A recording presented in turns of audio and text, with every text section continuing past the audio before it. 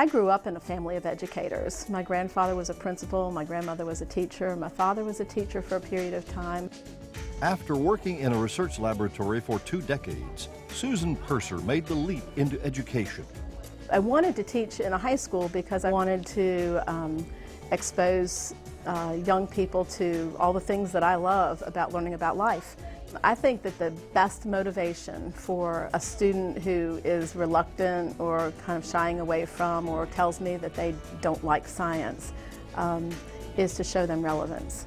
And that's the one thing that I don't have a problem doing in biology. I've known Sue for a number of years. She worked in the laboratory right next to mine at the med school. To me, getting the kids interested in research, getting them involved with critical thinking and putting things together, that to me is the epitome of a good science teacher. I feel that Sue exemplifies the characteristics of a great teacher. She is flexible, a good example of her flexibility. Her kids were supposed to come out here and do a study on one of our ponds, and the day before we had an accidental fire from a neighbor, and instead of doing what she had planned to do, she decided that this would be a perfect opportunity to compare a place that had burned with a place that hadn't burned, to see how the plants progressed in the springtime after that. And it was a wonderful study.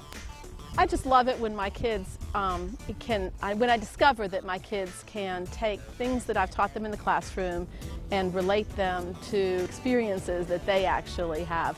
When they can come back and tell me that they saw a second growth forest on the way to the beach, when they can look at a patch of burned grass out here with the new growth coming in and say, that's succession, then I know that I've done something in the classroom, not only for the test, but I know that they will carry that with them. And then they're excited about it, and those are great moments for me as a teacher. Sue is also involved in a number of other activities outside of the classroom that promote student participation and learning. Science competitions are huge for us. We think that they're really important here at Conley. We have a group of students who participate in what we call Honors Med here in the county, and they actually take a year-long course where they are paired with a mentor at the med school, and so they are doing research all year long. I have students now who still tell me that that Honors Med program, the research that they did in that, and the work that they did with their science competitions was life-changing. Well, I've heard people say, well, there's a distinction between a good teacher and a good person. Well, I like the ones that can be both, not just one or the other. And that's what really comes as a good teacher.